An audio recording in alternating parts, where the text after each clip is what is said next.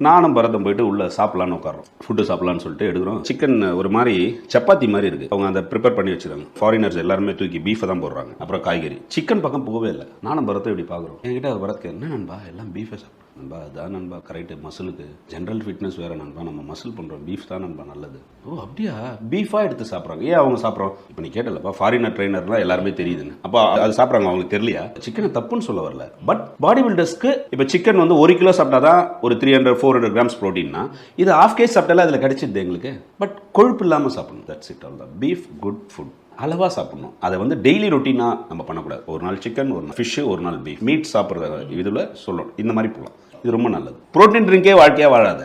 உறக்கம் ரொம்ப ரொம்ப முக்கியமான ஒரு விஷயம். தூங்காம போய் எக்ஸசைஸ் பண்ணாத, தூங்காம போய் எந்த ஆக்டிவிட்டியும் பண்ணாதன்ற. தூங்காம நிறைய பேர் இந்த கால் சென்டர்ல வேலை செய்யறவங்க கூட நைட் ஃபுல்லா கண்ணு வச்சுட்டு அப்படியே எக்ஸசைஸ் பண்ணிட்டு போய் படுக்கலான்றாங்க. நான் சேர்க்க மாட்டேன். என்னோட ஜிம்ல சேர்த்ததே கிடையாது கால் சென்டர். இல்ல தம்பி, வேணாம் தம்பி, முடிச்சுட்டு வராதிங்க, வேணா 3 மணிக்கு நான் ஓப்பன் பண்றேன். தூங்கி எழுந்துருங்க, எழுந்துட்டு வாங்க.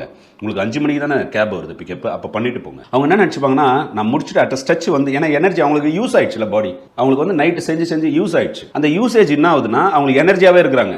8 மணி வரையிலும் அவங்க தூங்கல. அப்போ வந்து எக்ஸசைஸ் முடிச்சுட்டு போலாங்க. மசில் ரிகவரி ஒன்றுமே இருக்காது. வேஸ்ட் அவங்க பண்ணுறது. ஜிம் பண்ண தூங்கிட்டு ஒரு அட்லீஸ்ட் ஒரு 3 ஹவர்ஸ் தூங்கிட்டு வந்து பண்ணிட்டு திரும்பி போய் ஒரு 5 ஹவர்ஸ் தூங்கினாங்கன்னா ரொம்ப நல்லது. இல்லைனா க்ரோத்தாக இருக்காது.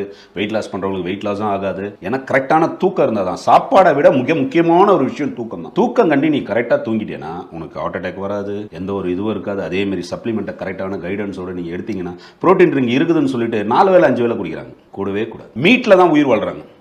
வேர்ல்டு பெஸ்ட் டயட் ஃபுட் எதுனா வெஜிடபிள் டயட் தான். இதுக்கு தான் நம்மளுக்கு வந்து என்ன பண்ணிட்டாங்கன்னா, 40 நாள் புரோட்டாசினி இந்துக்கு வச்சுட்டாங்க, முஸ்லீம்ஸ்க்கு இந்த மாதிரி வச்சிருக்காங்க, அப்புறம் கிறிஸ்டின்ஸ்க்கு ஒரு 40 நாள் இந்த மாதிரி வருது. என்னன்னா, இது சயின்ஸ். ஆக்சுவலி நம்ம நினச்சிக்கிற மதம்னு சயின்ஸ் அது. இதெல்லாம் பண்ணும் போதோ உன் பாடி ஆட்டோமேட்டிக்காக டீடாக்ஸ் க்ளீன் பண்ணுது. இதுதான் 40 நாள் புரோட்டாசி, முஸ்லீம்ஸ் ஃபாஸ்டிங்கு, கிறிஸ்டின்ஸ்க்கு வந்து அந்த லென்த்